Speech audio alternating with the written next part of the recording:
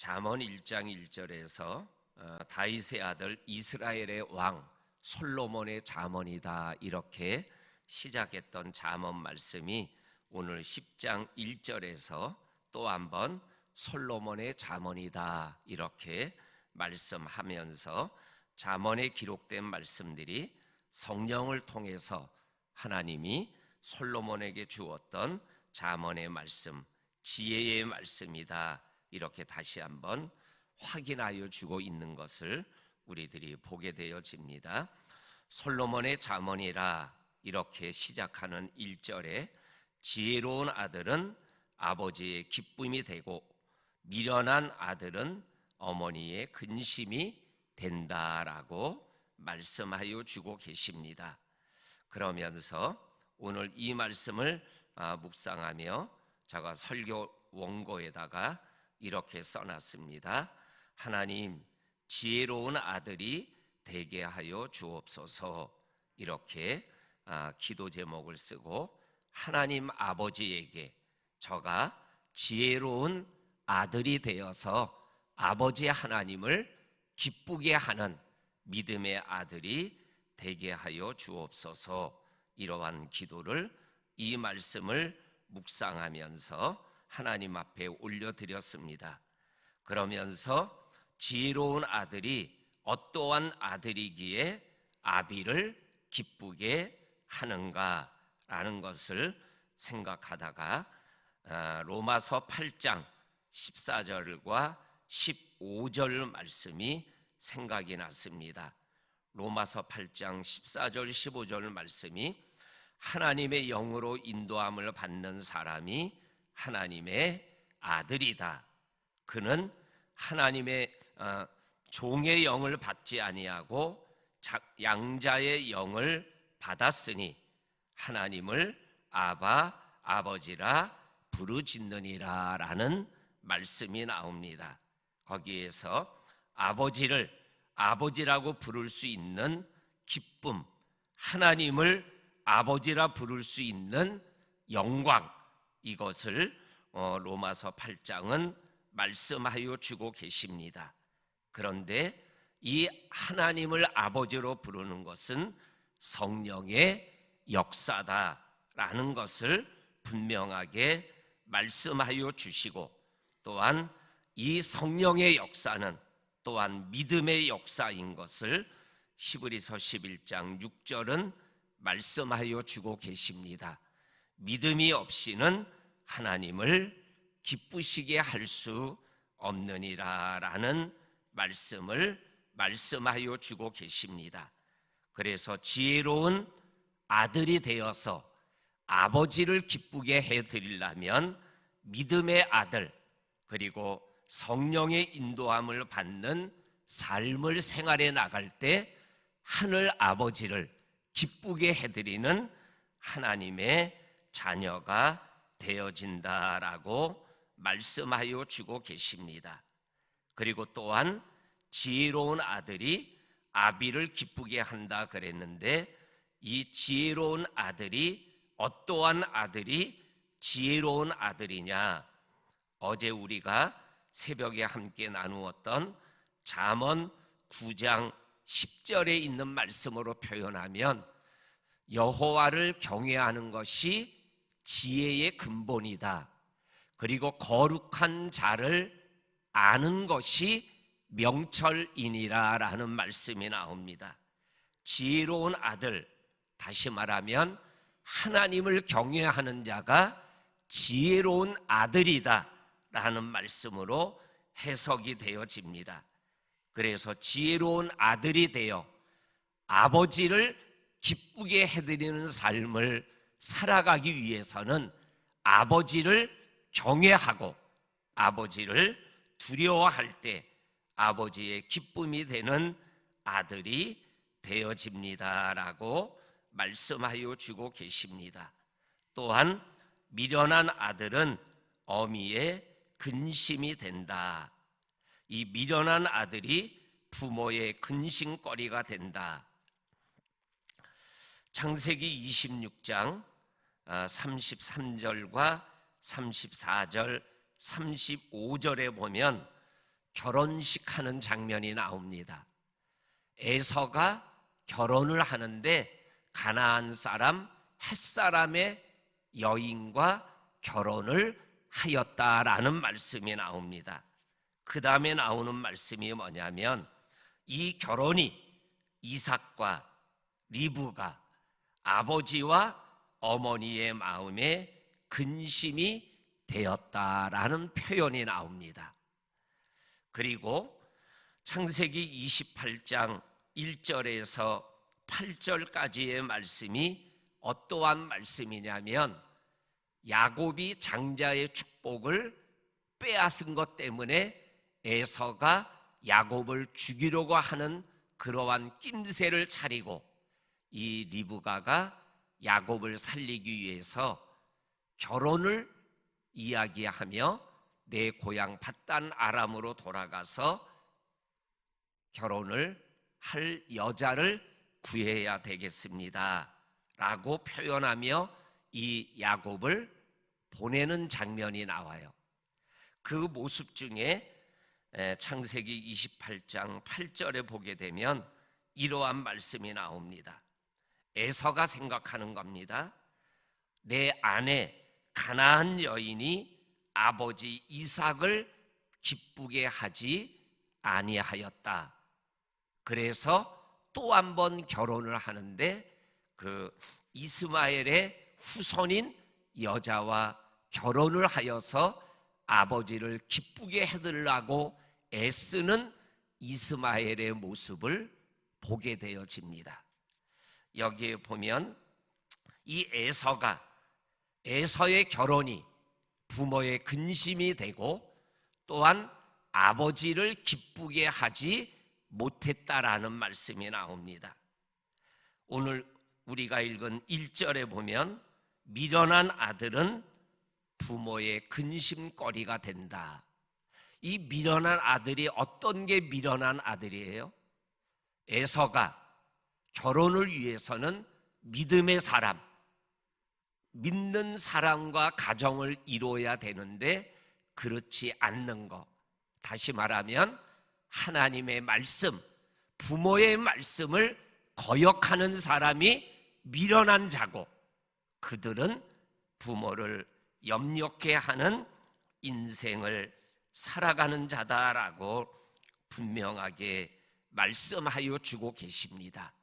우리 사랑하는 성도님들, 우리의 영원한 아버지 되시는 하늘에 계신 우리 아버지라고 우리가 새벽마다 주님의 기도로 하루를 시작하는 우리들, 하늘 아버지를 기쁘게 드리는 저와 성도님들이 될 수 있기를 주의 이름으로 간절히 축원합니다.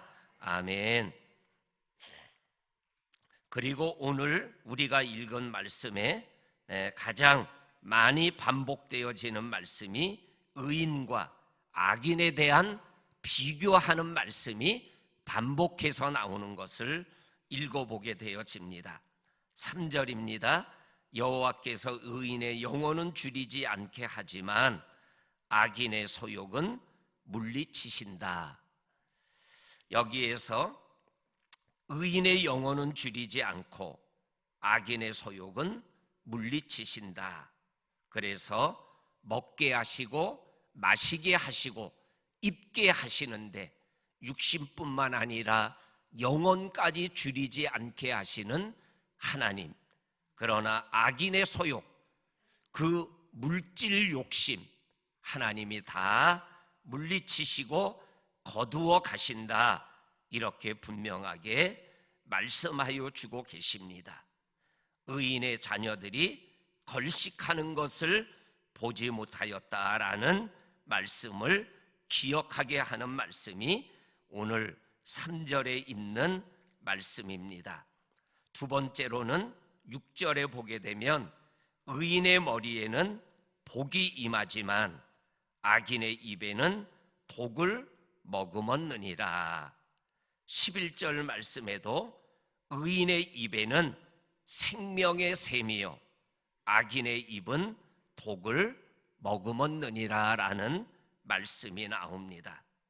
그래서 의인은 복 있는 인생을 살고 악인은 독을 머금었다라는 것은 뭐예요? 독을 마셨다라는 거잖아요. 그럼 뭐라는 거예요? 죽음이라는 거죠. 의인의 입에서는 생명의 샘이 흘러나오지만 악인의 입에서는 독이 쏟아져 나온다. 다시 말하면 나도 죽고 남도 죽이는 인생을 살아가게 하는 게 악인의 입이요, 그리고 나도 살고 남도 살리게 하는 생명의 샘, 그게 바로 의인의 입이다라고 분명하게 말씀하여 주고 계십니다. 우리가 아는 것처럼 복 있는 사람은 악인의 꾀를 쫓지 아니하며 라는 말씀에서 마지막 6절이 뭐예요? 의인은 하나님이 인정하고 복을 주지만 악인은 망하리로다라고 말씀하면서 의인의 머리에는 복이 임하고 악인의 입에는 독을 머금게 된다라고 말씀하여 주고 계십니다. 그 다음에 세 번째로 7절에 보면 의인을 기념할 때에는 칭찬하거니와 악인의 이름은 썩게 되느니라. 이 말씀은 의인과 악인이 죽었어요. 그런데 의인의 죽음 앞에서 사람들은 아까워, 아직도 살아야 되는데, 우리와 함께 있어야 되는데 하고 그 사람을 기억할 때 칭찬하고 그리고 그 사람을 기억하게 된다라는 거죠. 그런데 악인이 죽었을 때는 그 이름은 썩게 되느니라. 이름을 기억하는 자가 없다라는 거죠. 그리고 그 의인의 이름이 썩어져 없어져 버린다, 이렇게 말씀하여 주시면서 의인의 삶을 살아가는 사람들을 하나님이 영원히 기억하고 기념하게 하시는 하나님의 모습을 우리들에게 말씀하여 주고 계십니다. 우리 성도님들 기억나시죠? 호랑이는 가죽을, 그리고 사람은 이름을 남긴다라는 그러한 말이 있지 않습니까? 오늘 우리의 삶이 기념할 때에 생명책에 기록되어지고 그 생명책에 기록된 그 이름으로 인하여 영원히 하나님 앞에 기억되어지고 칭찬받는 그러한 믿음의 길을 걸어갈 수 있기를 주의 이름으로 간절히 축원합니다. 아멘. 그리고 우리 마지막 네 번째로 16절 말씀에 보게 되면 우리 같이 한번 읽겠습니다. 시작. 의인의 수고는 생명에 이르고 악인의 소득은 죄에 이르느니라. 아멘. 의인의 수고는 생명에 이른다. 의인의 수고가 헛되지 않게 하신다라는 말씀이죠. 악인의 소득은 죄에 이른다. 이 악인이 소득을 위하여 수단과 방법을 가리지 않고 이 소유를 채우려고 한다라는 거죠. 그러한 자들은 결국은 죄에 빠지게 되고 죄의 싹슨 사망에 이르게 되는 그러한 결과를 가져옵니다. 이렇게 분명하게 말씀하여 주고 계십니다. 그래서 솔로몬이 아들에게 말하는 그러한 솔로몬의 잠언 중에 이 의인과 악인의 말씀을 비교하며 5번이나 계속 말씀하는 결론이 뭐죠? 의인과 악인이 있는데 의인의 길을, 믿음의 길을, 하나님의 길을 걸어가는 그러한 인생을 살아가거라라고 분명하게 말씀하여 주고 계십니다. 마지막으로 오늘 12절 말씀에 보게 되면 이러한 말씀을 또 읽어보게 되어집니다. 우리 12절 말씀 같이 한번 읽어보겠습니다. 시작. 미움은 다툼을 일으켜도 사랑은 모든 허물을 가리느니라. 아멘. 우리 어린 아이들이 부르는 복음성가 가사 중에 미움 다툼 시기 질투 버리고 우리 서로 사랑해. 기억나시죠? 미움 다툼 시기 질투는 버리고, 그리고 사랑할 때 하나님의 모든 영광을 맛보며 살아갈 수 있을 줄 믿습니다. 사랑은 모든 허물을 덮는다라는 말씀을 기억해 보게 되어집니다. 오늘 우리 성도님들, 미움은 내려놓고 사랑은 넓이와 높이와 길이와 그리고 모든 것들이 풍성해지는 귀한 믿음의 삶을, 사랑의 삶을 달려갈 수 있기를 주님의 이름으로 간절히 축원합니다. 아멘. 하나님 아버지, 오늘 말씀처럼 하나님의 기쁨이 되는 우리의 인생이 되게 하여 주옵소서. 근심거리가 아니라 정말로 하나님의 자랑이 되는 삶을 살아가게 하여 주옵소서. 악인의 길을 걸어가며 입에 독을 먹고 그리고 죽음을 기다리는 인생이 아니라 내 입에서 생명의 샘이 터지고 내 머리에 복이 임하고 내 삶에 생명이 가득한 삶을 살아가는 의인의 길을 걸어가는 우리들이 되게 하여 주옵소서. 미움과 다툼을 버리고 사랑을 가지고 하나님 앞에서 아름다운 인생을 살아가는 우리들 모두가 되게 하여 주옵소서. 오늘도 이 새벽을 깨우며 하나님 앞에 기도하는 성도들의 기도를 기억하시고 응답하여 주옵소서. 특별히 아버지 하나님 백신을 맞고 있는데 우리 맞는 성도들 한 분 한 분이 부작용 없이 건강하게 이 코로나 상황을 이겨나갈 수 있도록 백신의 부작용이 일어나지 않도록 성령님이 붙잡아 주시고 인도하여 주옵소서. 예수님의 이름으로 기도하옵나이다. 아멘.